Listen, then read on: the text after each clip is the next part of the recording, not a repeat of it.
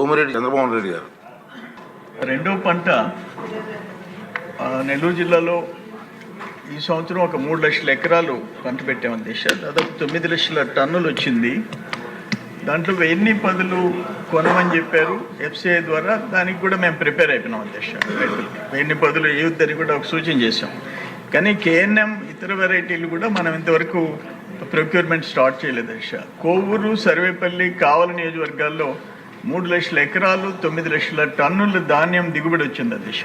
నేనేమంటానంటే second crop ఇప్పుడు last year ఇప్పుడు కేఎన్ఎం సన్నాలు ఇప్పుడు లాస్ట్ ఇయర్ మనం కేఎన్ఎం ప్రొక్యూర్ చేసాం నెల్లూరు జిల్లాలో. ఇప్పుడు మనం ప్రొక్యూర్ చేయకుండా ఉన్నాం. దానివల్ల మేము రైతులకి సమాధానం చెప్పుకోవాల్సిన అవసరం ఉంది. ఇప్పుడు సెకండ్ క్రాప్ ఇప్పుడు రాష్ట్రం అంతా ఫస్ట్ క్రాప్ అయితే మాకు సెకండ్ క్రాప్. ఇప్పుడు ఒక్కొక్క సంవత్సరం 2014-19లోనే మనం 13,000 చిల్లర చేసాం. 17-18లో 49,000 టన్నులు చేసాం. 19-20లో 122,000 టన్నులు సెకండ్ క్రాప్లో చేసాం. బట్ నీళ్లు లేనప్పుడు రెండో పంట ఉండదు.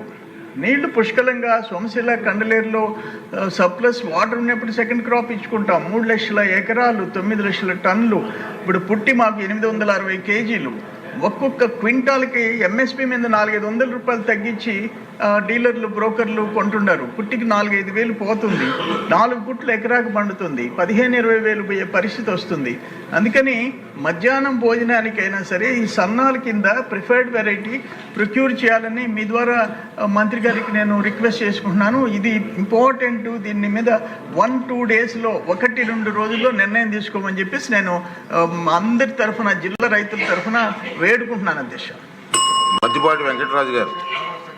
నోట్ చేసిన అధ్యక్ష. సంబంధిత మంత్రి గారు తెలియజేసి తగు చర్యలు తీసుకున్నాం. చంద్రమోహన్ రెడ్డి గారు. నమస్కారం అధ్యక్ష. వీళ్ళు హాస్పిటల్స్ పీపీపీ మోడల్ చేసినందుకు వాళ్ళు చేసిన ధర్నాలు ఇవన్నీ చూసాం. ఈరోజు ఆరోగ్య శాఖ మంత్రి గారు సత్యకుమార్ యాదవ్ గారు మాట్లాడింది విన్న తర్వాత వాళ్ళు సిగ్గుతో తలదించుకోవాలి. నేను ఒక్కటి స్ట్రైట్గా మీ ద్వారా అధ్యక్ష, ఆ 11 మంది ఈరోజు మంత్రి గారు మాట్లాడిన పాయింట్లకి ఒక్కటైనా సమాధానం చెప్పగలరా అని చెప్పి అడుగుతున్నాం. వ్యవస్థలని సర్వనాశనం ఒకటి కాదు. అది అగ్రికల్చర్ కాదు, ఇరిగేషన్ కాదు, రోడ్స్ అండ్ బిల్డింగ్స్ కాదు, హెల్త్ కాదు. ఒక్క ఎగ్జాంపుల్, నెల్లూరు జిల్లాలో అపోలో హాస్పిటల్, కిమ్స్ హాస్పిటల్, ఈ 2 important hospitals.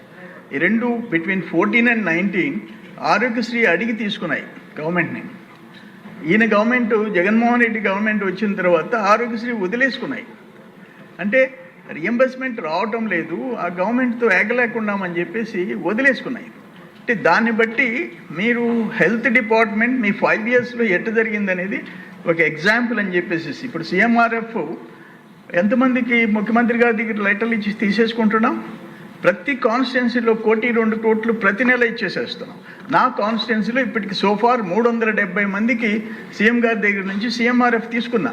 Last 5 years CMRF అనేది వినబడలే.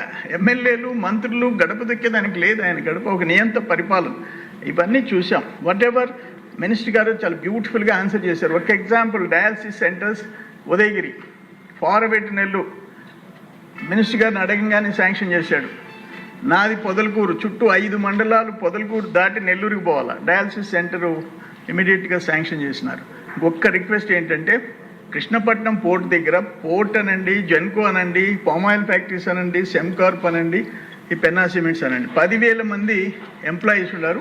ఈఎస్ఐ హాస్పిటల్ సూటబుల్ కాదు. ఆ పిహెచ్సిని సిహెచ్సి చేసి గవర్నమెంట్ అన్నా చేయటం, పీపీపీ మోడల్ అన్నా చేసి ఆ ప్రాంతాన్ని ఆదుకోవాలని చెప్పేసి మీ ద్వారా విజ్ఞప్తి చేస్తున్నాను అధ్యక్ష. నమస్కారం.